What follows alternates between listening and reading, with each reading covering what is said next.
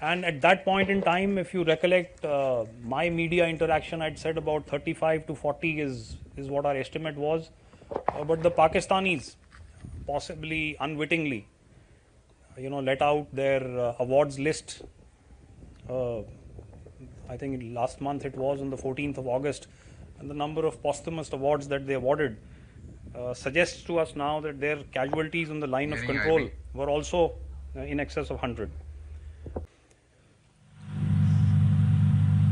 This is Kotli. This is opposite the Rajouri Menda sector of Jammu and Kashmir, for those of you who are familiar. The videos all of you have seen, ladies and gentlemen.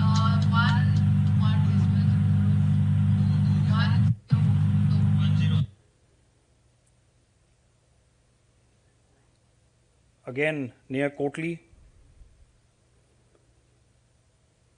And all of these targets were engaged by the Indian Army. And the vectors that we used were, of course, precision munitions, loiter munitions, and all part of the inventory of the Indian Army. Some weapons were indigenous, and some, of course, that we had from earlier times were ex-import. This is Bhimber. You can see the location on the map. And if you see the video here, you can see the mortar bomb coming out of the RPV.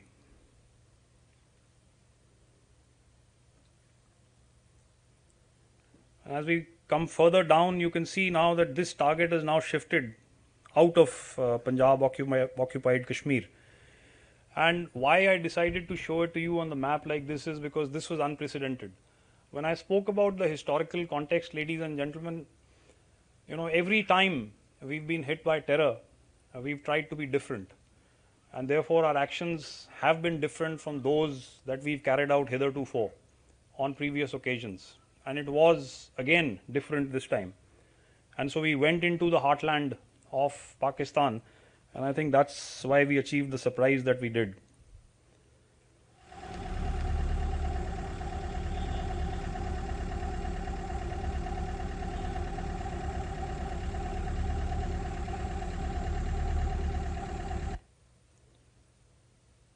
We come down to Muridke, and this is, of course, the terror hub of the Lashkar-e-Taiba. That's the Indian Air Force strike you can see on the screen right on top. And of course, the before and after pictures, some high value targets that we neutralized. All in all, I've said this earlier, in the strikes that we carried out in the early hours of 7th of May, more than 100 terrorists were neutralized. This is, of course, Bahawalpur. If you go back to the second star on the map, these are the Maxar images of before and after. And that is why I spoke of the precision. You can see on the right as to where the rockets and the missiles have gone through. There was, of course, after all this had happened, a very blatant flaunting of the nexus, which I would say even surprised us. That caution had been thrown to the winds, and the picture says it all. Proscribed terrorist by the United Nations, leading a prayer service for those that had been killed, and the who's who from the Pakistan Army, no less than the GOC of the 4 Corps himself, attending the funeral ceremony, apart, of course, from many others that were prominent and were present that day. So, if you want to carry out an analysis of what happened and why it happened, the fact that the Pakistan Army and its chief were under duress at the time that this happened is known to everybody. And therefore, there was a need for him to revive not only his image but that of the Pak Army itself. And I think the best way and the only way that is known to them was to do what they did, as cowardly as it may have been. And the inevitability of the Indian response, I think, was very much there. If you were going to carry out, this kind of an action in the manner that it was perpetrated.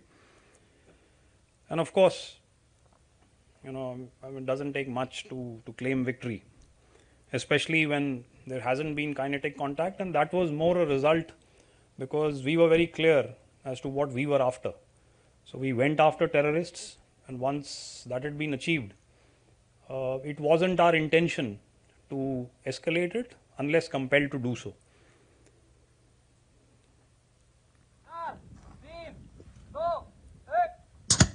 So there was also cross-border firing by Pakistan immediately once the terror targets were engaged. You can see the number of ceasefire violations on the top, and this carried on for a while. And at that point in time, if you recollect my media interaction, I'd said about 35 to 40 is what our estimate was.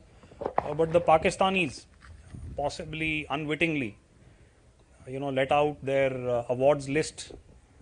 I think last month it was on the 14th of August, and the number of posthumous awards that they awarded suggests to us now that their casualties on the line of control were also in excess of 100. We, of course, responded to these.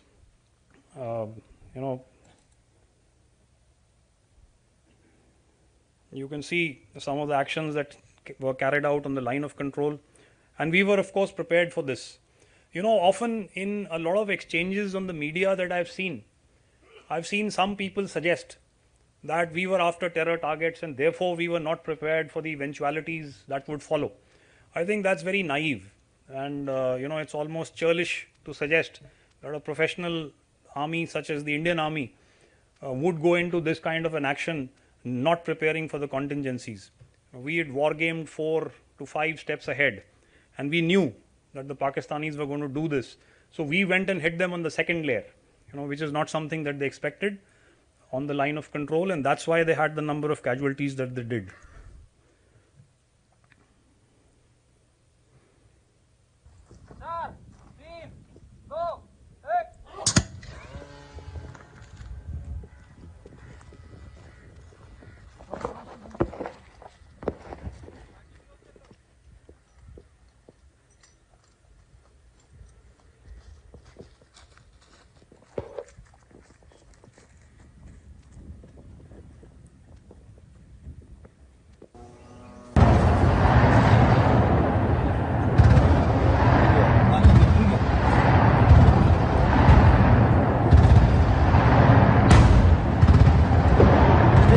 अरे गिरा क्या? Torch बंद कर यार.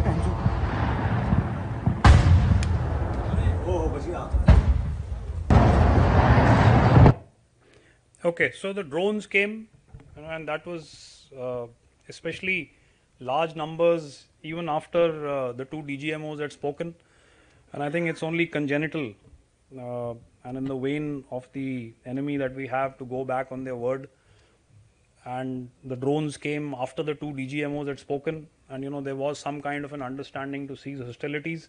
You saw some of those engagements, and you can see that retaliation, rockets, drones, I think everything was a dismal failure, and I think in large part to the very strong integrated air defense that we could put up. And you can see on the left that a variety and class of drones was utilized in an attempt to cause casualties and damage to men and material. But everything was a dismal failure. On the right, you can see one of the missiles that was utilized. So this, of course, then led us to swing the Indian Air Force into action. And in precision strikes that they carried out on the night of the 9th and 10th of May, now we hit 11 of their air bases. And of late, I think the air chief has spoken about that. If you see, 8 air bases, 3 hangars and 4 radars were damaged. Pakistani air assets were destroyed on the ground. So we know for sure that one C-130 class of aircraft and one AEW, 4 to 5 fighter jets, and of course there were assets that were also destroyed in air, and We now know that the world's longest ever ground-to-air kill at 300 kilometers plus, and 5, of course, high-tech fighters. I think the impunity with which these attacks were carried out is what is significant. The Indian Navy was also very much in action, ladies and gentlemen, and this is possibly a fact that is not so well known, but the Navy had sailed into the Arabian Sea, and when the DGMO spoke, they were very well poised, and had the enemy decided to take it any further, it could have been catastrophic for them, not only from the sea, but from other dimensions as well.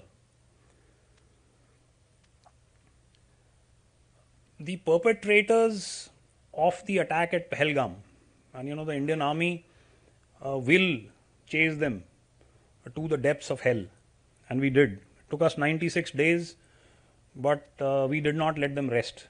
And finally, ladies and gentlemen, when these 3 were found and terminated clinically, it seemed as if they were exhausted of running, and they also seemed very malnourished.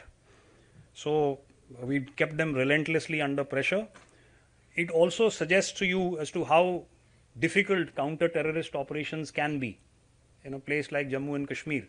Often people can turn around and tell you that where have they vanished? But it is sometimes like searching for a needle in a haystack. And while it may seem very simple to the non-discerning and those that are not initiated, but these things take time. Generating intelligence can take a while, but as you can see, and the Home Minister spoken about this in the Indian Parliament. They were eliminated, and justice was yet again served. There has been a doctrinal shift in our strategy against terror. Our Prime Minister has spoken about it, and these are the 3 things he said: that terror attacks are an act of war, and therefore there will be decisive retaliation. We will not succumb to nuclear blackmail, and there is no distinction between terrorists and their sponsors.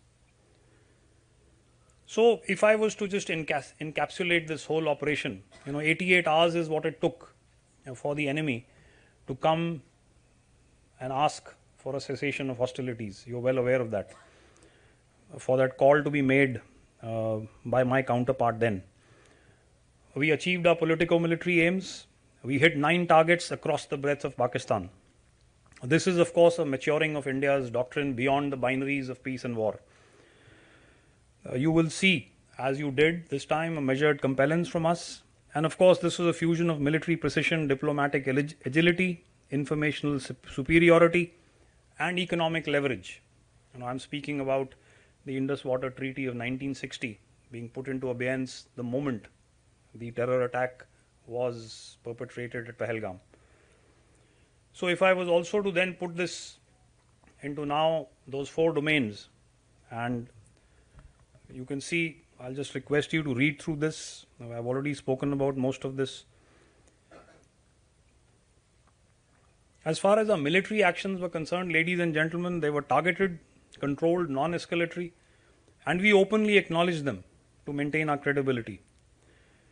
We also made sure that we put into place critical and significant conventional measures to apply pressure. We carried out some significant and telling forward deployments and extended our punitive reach to hitherto unprecedented levels. So this very quickly, gentlemen, was what we wanted to put across to you. Should there be any questions from any of our revered guests and dignitaries, I would be very glad to answer them.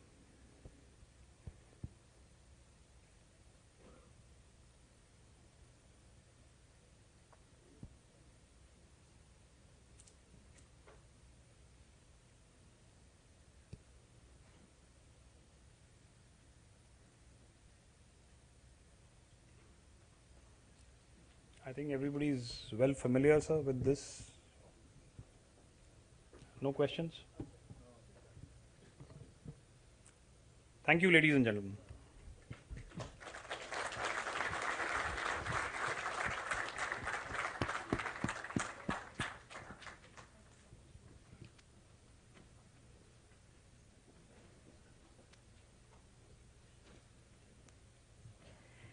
General Ghai, thank you so much for delivering that critical briefing indeed, and listening in to you about Operation Sindoor is indeed a first-hand information for all of us.